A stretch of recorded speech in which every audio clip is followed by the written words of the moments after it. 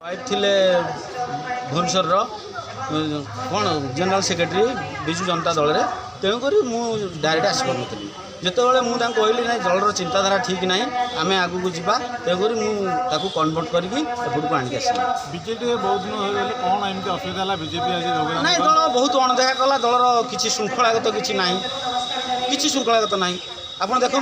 सुजाता कार्तिकेयन जो एंट्री कर कौ श्रृंखला जाए जड़े कष्ट कर सब कर दल गठन कर जड़े आसी बस हम आपको भल लगे कहतु आप निजे मुझे कहूनी आप परिवार में आप कष्ट कर बापा माँ की आउ जड़े आसिक मामलदारी कर सब कर आपको भल लगे कि बहुत तो योग्यता आपण बापा ठू बहुत योग्यता लोक अच्छे कौन से आनिक आप घर गार्डियन आप करदे ना बापा बापा तेज जिनसा सिस्टम चलो 32 जन आज मिसिले आउ किसी जन थिले से आगुरी जेहेतु मिसी थे से आम 32 जन आज मिसिले आगामी दिन में आम दलर जो देश प्रति नरेंद्र मोदी सेवा मनोभाव एवं भारतीय जनता पार्टी निजर कौन राष्ट्र प्रथम से नीति आम चलीचु एवं आगू चलू आ सेवा आप डायरेक्ट देखिए आगू केमती सेवा चलो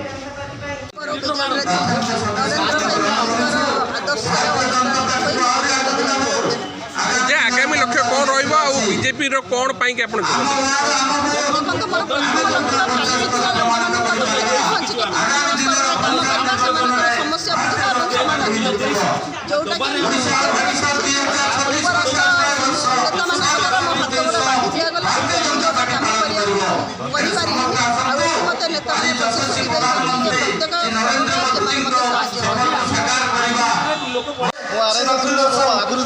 छोट पिला स्कूल थी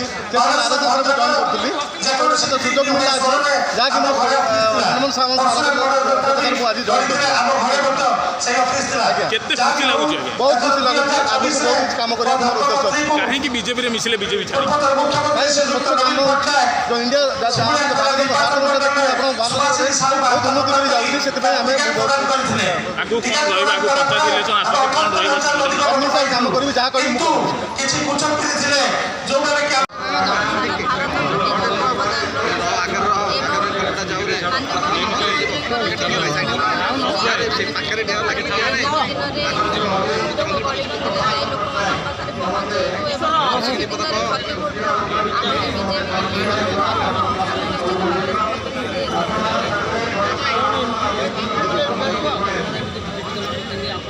अरे किए रे फूल पकड़ रे बोला ना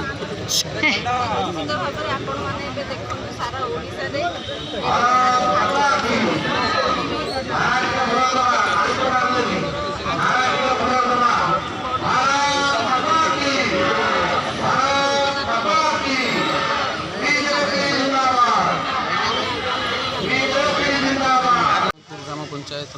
ना हूँ शिवराज विश्व भाई कौन कहे आज बीजेपी रे आपण जोगदेले जे कौन आपण देखिले बीजेपी रो जे आपण जोगदेले आम यशस्वी प्रधानमंत्री नरेंद्र मोदी जी आह्वान क्रमे राज्य सभापति मनमोहन सामल माननीय मुख्यमंत्री मोहन चरण माझी अनुप्राणित हो आम आज दल में जोग देचु आप जो 500 जोगदेले सरपंच समिति सभ्य और बहुत बड़ बड़ नेता और पूर्वतन सांसद भी आप कहते जे या द्वारा कौन निहाती कम तो बीजेपी बल तो आहरी बढ़ी श्रीमती पूर्वतन सांसद मंजुलता मंडल एका नुहति एक्स एमएलए धामनगर मुक्तिकांत मंडल 4 थर जिला परिषद प्रेसिडेंट आप जगन्नाथ स्वाही मंटू भाई एमती अन्य बहुत कर्मी जो माने कि आज भारतीय जनता पार्टी रे आज जोग देछन आगामी लक्ष्य कौन रहा निहाती कम तो पद पदवी तो रहा चेष्टा करेंगे देखु मुझे तो भविष्य कहब आउ गोटे दल में सक्रिय कर्मी हो काम करी जहाँ माननीय राज्य सभापति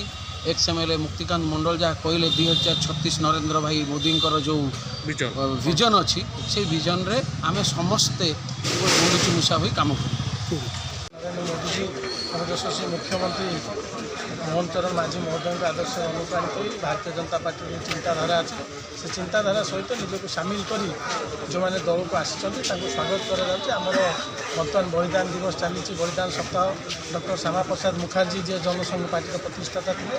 125तम बलिदान दिवस ये पवित्र दिवस से मैंने आसी